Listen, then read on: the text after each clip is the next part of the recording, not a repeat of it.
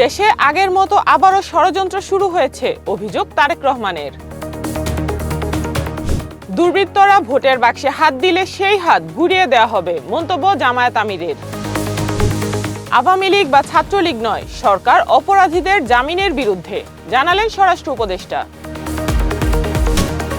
সুষ্ঠু নির্বাচনের বিষয়ে কূটনীতিকদের সর্বোচ্চ আস্থা রয়েছে, দাবি সিইসির। মালদ্বীপকে বিধ্বস্ত করে নারী সাফ ফুটসালে চ্যাম্পিয়ন বাংলাদেশ।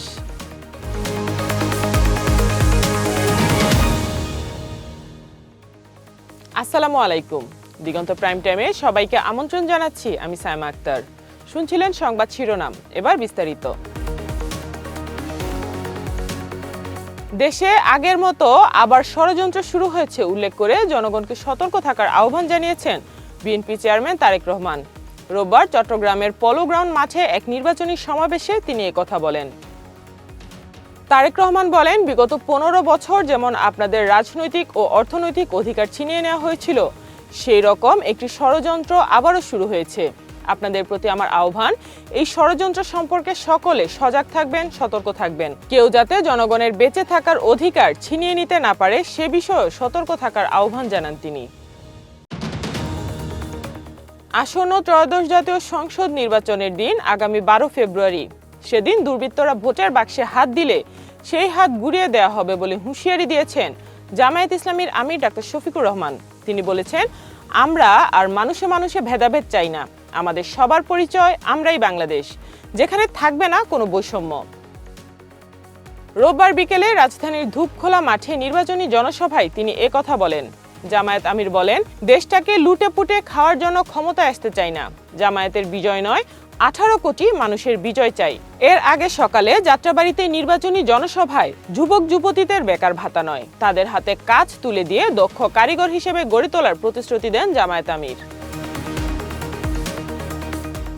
যশোর কারাগারে বন্দী সাবেক ছাত্রলীগ নেতা জুয়েল হাসান সাদ্দামের প্যারোলে মুক্তির বিষয়ে স্বরাষ্ট্র উপদেষ্টা জাহাঙ্গীর আলম চৌধুরী বলেছেন, আওয়ামী লীগ বা ছাত্রলীগ নয়, অপরাধীদের জামিন দেওয়ার বিরুদ্ধে তিনি। রোববার সচিবালয় সংবাদ সম্মেলনে তিনি মন্তব্য করেন। বাগেরহাট সদর উপজেলার সাবেকডাঙ্গা গ্রামের নিজ বাড়ি থেকে গত 23 জানুয়ারি দুপুরে কারাবন্দী ছাত্রলীগ নেতার স্ত্রী কানিজ সুবর্ণা স্বর্ণালীর ঝুলন্ত লাশ উদ্ধার করে পুলিশ।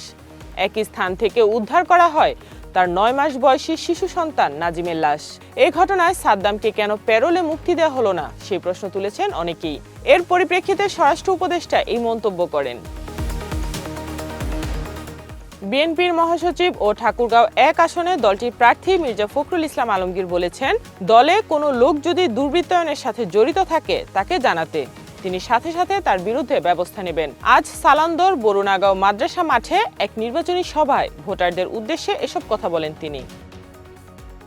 তিনি বলেন, বাংলাদেশের মানুষ এখন রাতে একটু আরাম করে ঘুমাতে পারে।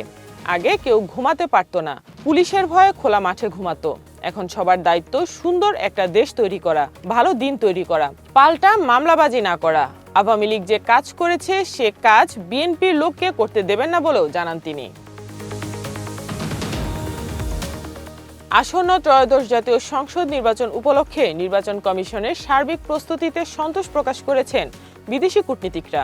তারা একটি অবাধ, সুষ্ঠু ও নিরপেক্ষ নির্বাচন অনুষ্ঠানের বিষয়ে কমিশনের প্রতি তাদের সর্বোচ্চ আস্থার কথা জানিয়েছেন বলে উল্লেখ করেছেন সিইসি এএমএম নাসির উদ্দিন। আজ রাজধানীর একটি অভিজাত হোটেলে বাংলাদেশে কর্মরত বিভিন্ন দেশের রাষ্ট্রদূত ও বিদেশি মিশনের প্রতিনিধিদের ব্রিফিং শেষে তিনি একথা জানান। আগামী নির্বাচন ও গণভোটের প্রস্তুতি নিয়ে কূটনীতিকদের অবহিত করতে এই বিশেষ ব্রিফিংয়ের আয়োজন করে ইসি। একটি স্বচ্ছ ও গ্রহণযোগ্য নির্বাচন উপহার দিতে সব ধরনের পদক্ষেপ গ্রহণ করা হয়েছে বলেও জানান সিইসি। আন্তর্জাতিক সংবাদ। ইউক্রেনের জ্বালানি ব্যবস্থার উপর আরেকটি ভয়াবহ আক্রমণ চালিয়েছে রাশিয়া। শুক্রবার রাত থেকে শনিবার সকাল পর্যন্ত বিস্ফোরণে কেঁপে ওঠে কিয়েভ। দেশটির উপপ্রধানমন্ত্রী ওলেক্সি কুলেবা বলেছেন, রাজধানীর প্রায় 3500 ভবনে তাপ সরবরাহ বন্ধ হয়ে গেছে। তিনি জানান, 160 জনেরও বেশি জরুরি কর্মী রাজধানীতে তাপ পুনরুদ্ধারের জন্য কাজ করছে। কর্মীরা অন্যান্য ক্ষতিগ্রস্ত এলাকায়ও কাজ করছে, বিশেষ করে পশ্চিম ও দক্ষিণ ইউক্রেনে। এদিকে রাজধানী কিয়েভে ৮ লাখের বেশি পরিবার এবং উত্তরের চেরনিহিভ অঞ্চলে আরও প্রায় ৪ লাখ পরিবার বিদ্যুৎ বিচ্ছিন্ন অবস্থায় রয়েছে বলে জানিয়েছেন দেশটির জ্বালানি মন্ত্রী ডেনিস শ্যামিহাল। এবারে খেলার খবর। দক্ষিণ এশিয়ার মেয়েদের ফুটসালের প্রথম আসরেই সোনালী ইতিহাস গড়ল বাংলাদেশের মেয়েরা। থাইল্যান্ডের ব্যাংককে শেষ ম্যাচে মালদ্বীপকে 14-2 গোলে উড়িয়ে দিয়ে শিরোপা নিশ্চিত করে সাবিনা খাতুনের দল। 6 ম্যাচে 16 পয়েন্ট নিয়ে 7 দলের মধ্যে সর্বোচ্চ পয়েন্ট অর্জন করে লাল সবুজের মেয়েরা। পুরো টুর্নামেন্ট জুড়ে ছিল দাপুটে লড়াই। প্রতিপক্ষের জালে মোট 38 গোল করে নিজেদের জালে হজম করেছে মাত্র 9 গোল। ফাইনাল ম্যাচে প্রথমার্ধেই 6-1 গোলে এগিয়ে যাওয়ার পর দ্বিতীয়ার্ধে আরও 8 গোলের দেখা পায় বাংলাদেশ। এই ম্যাচে অধিনায়ক সাবিনা খাতুন একাই করেন 4 গোল। ভারতকে হারিয়ে শুরুটা দারুণ করেছিল সাবিনারা। ভুটানের সাথে ড্র এবং শ্রীলঙ্কা, পাকিস্তান ও নেপালকে হারিয়ে টানা জয়ে সাফ ফুটবলের পর এবার ফুটসালেও চ্যাম্পিয়ন হয়ে ইতিহাসের নাম লেখালো বাংলাদেশের মেয়েরা। এই ছিল আজকের প্রাইম টাইমে। এরপর এক নজরে বিশ্বের আলোচিত সংবাদ। সবাইকে দেখার আমন্ত্রণ জানাচ্ছি। এতক্ষণ সাথে থাকার জন্য ধন্যবাদ।